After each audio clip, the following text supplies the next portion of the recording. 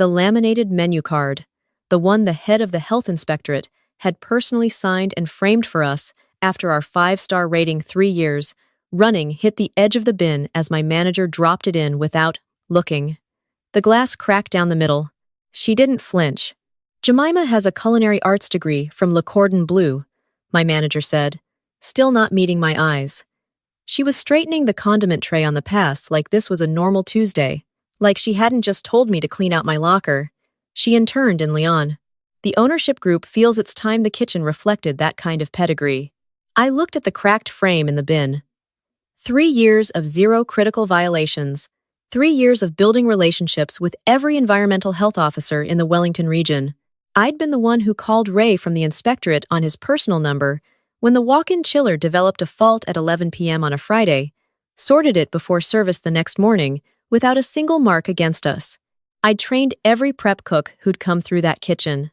I'd standardized the allergen protocols before the new Food Act requirements even came into force, not because I had to, but because I understood what was coming. Jemima had graduated 8 months ago. I pulled my knife roll from the shelf, my thermometer pen, the handwritten temperature logs I'd kept since my first week, the signed menu card I left in the bin. I figured, if they didn't value it, I didn't need to carry it out for them. My name is Saoirse Henare. I don't have a culinary degree.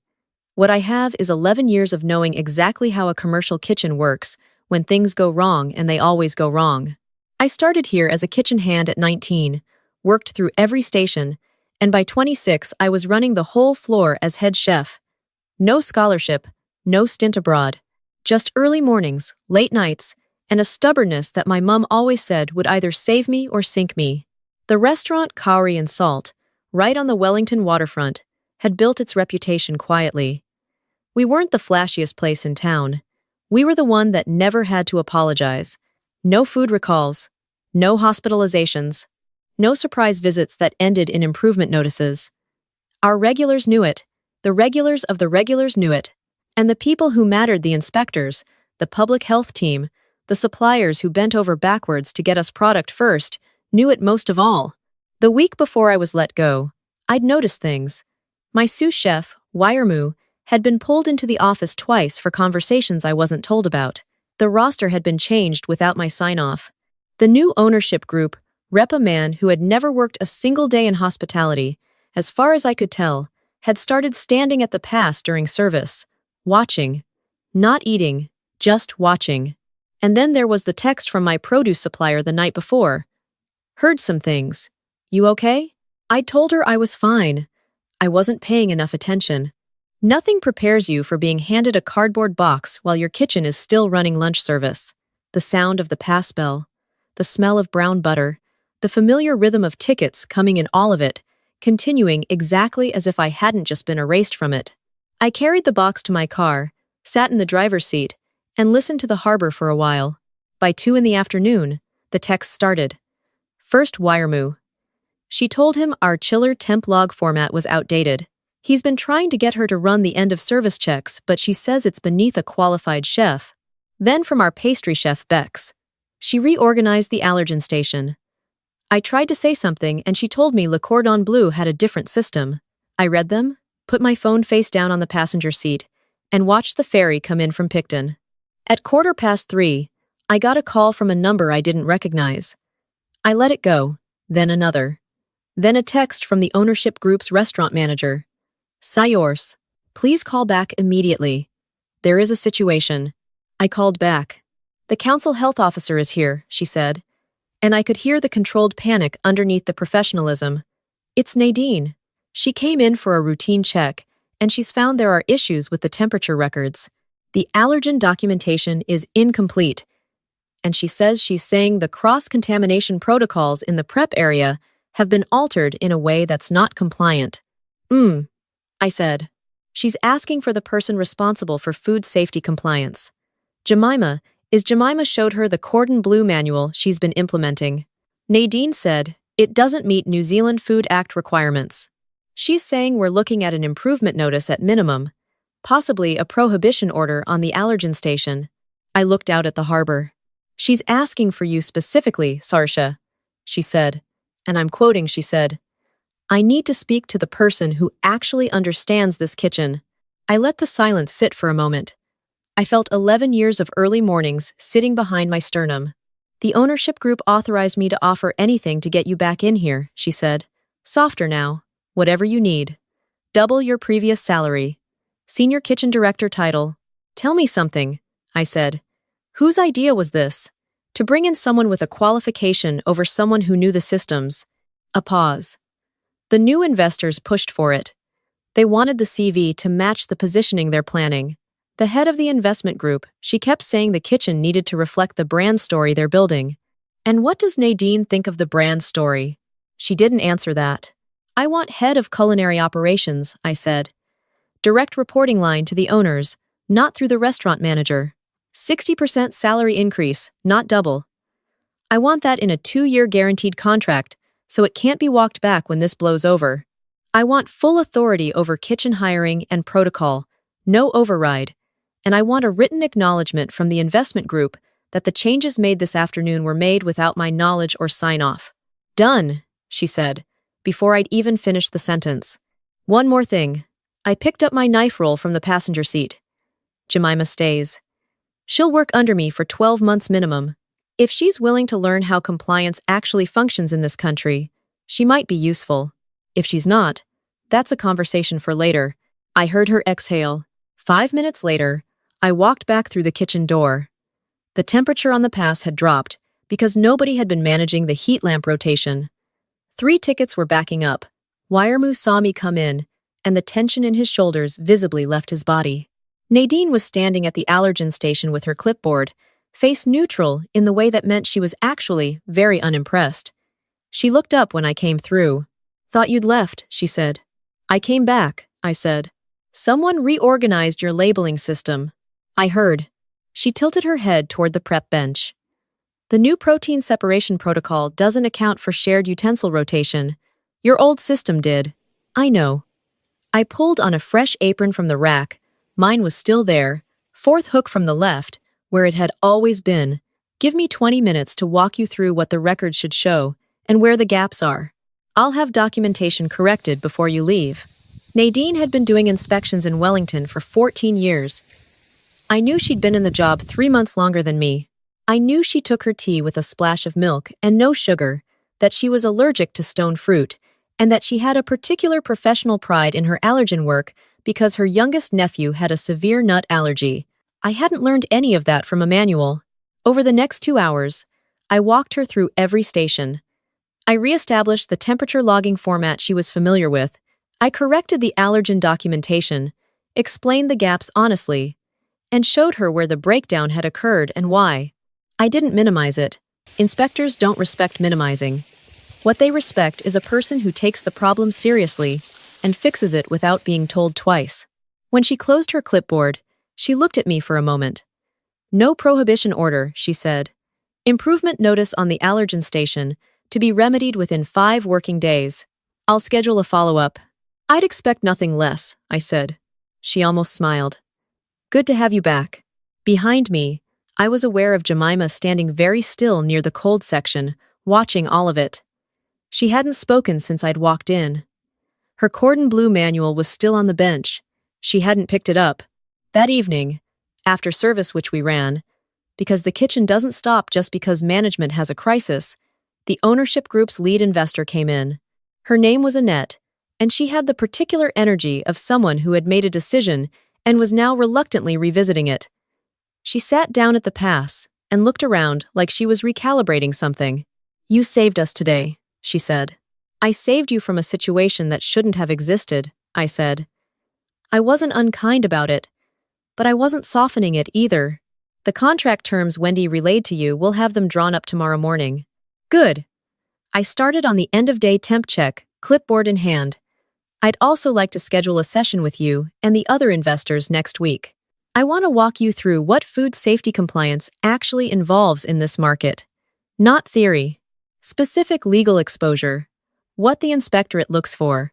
What a prohibition order would cost you in lost trading days and media coverage. She looked at me like she was seeing something she hadn't expected. You'd do that? I'd do that because the next time something goes wrong, and something will always go wrong in a commercial kitchen. I need the people with financial authority to understand what's at stake. Not after the fact. Before. She nodded slowly.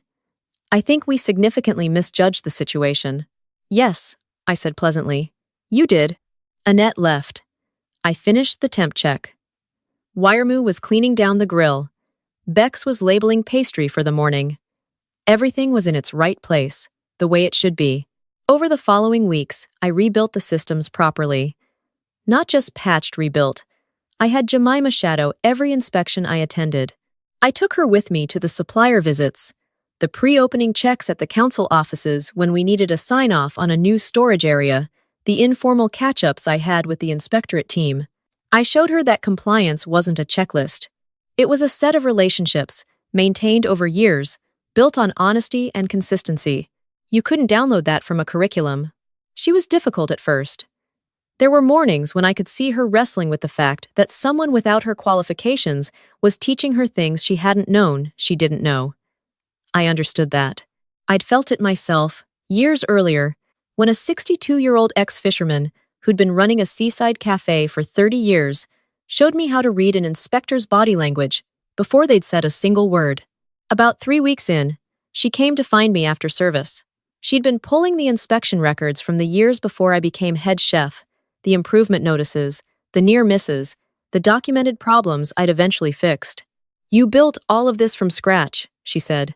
Most of it. They didn't have anything like this before you. No. She was quiet for a moment. I've been thinking about why they said yes to me so easily, the investors. And I think it was because I looked like what they imagined expertise should look like, which is a different thing from actually having it. I looked at her. Yes, it is. I'm sorry, she said, for taking the position. You took what they offered. That's not on you. I meant it. The people who made that decision knew what they had and chose to discount it. That's on them. She nodded. I want to learn this properly. If you're still willing to teach it. I was. Not out of generosity, out of pragmatism. A kitchen with 2 people who understood compliance was safer than a kitchen with 1. And I'd spent 11 years making this place as safe as it could be. I wasn't about to let that work become fragile again. 2 months later, Annette came to me with something new. A second site, a bigger space in the Hutt Valley, already earmarked for development. They wanted to know if I'd oversee the food safety framework for the new build, as well as cowrie and salt. I told her I'd consider it, and named a figure for the consultancy work that made her eyes go slightly wide. She agreed to it. That same week, Nadine called me. Not an inspection, a personal call. The Regional Public Health Unit was forming a food safety advisory panel, bringing together experienced operators to help shape guidance for small commercial kitchens. They wanted someone who understood the real conditions, the late-night call-outs, the equipment failures, the practical gap between what the regulation says and what a working kitchen can execute. We need someone who's actually done the job, she said. Not just read about it. I said yes.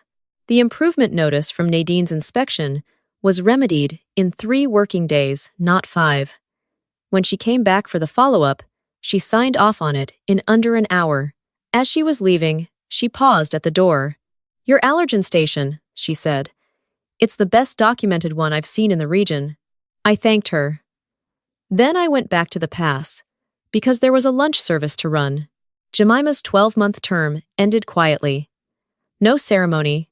I simply told her I was recommending her for a permanent position as kitchen compliance coordinator, a role I'd written myself, one that didn't exist before. It required both formal training and demonstrated practical knowledge. She'd need to prove the latter over a probationary period. She asked me why I'd done it. After everything. I thought about it properly before I answered. Because destroying someone who made a mistake isn't the same as fixing the system that allowed the mistake to happen, I said. And because you're good at this now. Not because of your degree, in spite of thinking it was enough. She laughed a little at that. So did I. The cracked menu frame is still in my office. I fished it out of the bin the morning I came back. I had the glass replaced and hung it on the wall across from the door, so it's the first thing I see when I walk in, not as a trophy. As a reminder that the things that actually protect people, the systems, The relationships, the knowledge built over years, are easier to break than most people realize. You can replace a head chef in an afternoon. You cannot replace what they know in an afternoon. And the gap between those two things, that's where the danger lives. I still run Cowrie and Salt. The second site opens in 3 months. I sit on the regional advisory panel. And last week, a new kitchen hand started 19 years old, no qualifications, extraordinarily eager. First morning, she asked me how long it would take before she knew everything she needed to know. I told her, 11 years, minimum, but that if she paid attention, she'd start to understand what she didn't know within the first year, and that was the most valuable thing the job would ever teach her. She wrote it down. I've never been prouder of anything I've said in a professional context. Okay, I want to stop here for a second, because if you've ever been told your experience wasn't enough, wasn't the right shape, I didn't come with the right paperwork. I think you already know how this story felt. That particular kind of dismissal, when someone looks at everything you've built and decides it doesn't count because it wasn't built in a classroom, it's one of the more quietly devastating things the workplace does to people. And it happens everywhere, not just in kitchens. If this landed for you, hit like. And if you want more stories like this, subscribe. I'll be back with another one very soon. And tell me in the comments, what's the most important thing you've learned in your work that no qualification could have taught you? I genuinely want to know. Your experience isn't a consolation prize for the degree you didn't get. It's a different kind of intelligence. The kind that knows what to do when the system breaks down at 11 p.m. on a Friday. And that kind of intelligence? It can't be laminated. There's something I keep coming back to, even now. The moment my manager dropped that framed award into the bin, the one the head of the inspectorate had personally signed, she didn't look at it, didn't register what it represented. And I think that's the thing that stays with me most. Not the anger of it, but the casualness, the complete absence of curiosity about what had actually been built. That casualness is what creates the conditions for everything that followed. When Annette's investment group decided that a Cordon Bleu certificate was more legible than 11 years of zero critical violations, they weren't making a bad decision out of malice. They were making it out of a failure of attention. They looked at a surface, a credential, a CV, and decided they understood the depth underneath it. That's not cruelty. It's a kind of intellectual laziness, and it's genuinely dangerous, because it can wear the costume of good business sense. What happened to me? What happened to Cowrie and Salt that afternoon when Nadine walked in and found the allergen station dismantled? That was the direct consequence of a decision made without full understanding. Cause and effect, straightforwardly. Jemima didn't cause harm because she was incompetent. She caused harm because she was placed in a role that required knowledge she hadn't had time to build yet by people who couldn't tell the difference between qualification and readiness. The result was predictable. It was, in fact, predicted by every person in that kitchen who'd watched the changes happen and understood what they meant. I think about Jemima a lot, actually. Not with bitterness, more with something like recognition. She came in believing her degree was sufficient, which is a completely understandable belief when every institution around you has told you that's how value works. It took standing in a kitchen during a real inspection, watching someone with no letters after her name navigate 14 years of professional trust in real time, to show her the gap between what she'd been taught to value and what the work actually required. That's not a comfortable thing to discover. To her credit, she sat with the discomfort and chose to learn from it rather than defend against it. That's not nothing. That's actually quite hard. The thing I've come to believe, and I mean believe in the way you believe something after you've tested it against reality, not just because it sounds right, is that integrity in work isn't about being right. It's about staying honest about what you know, what you don't know, and what the work actually costs.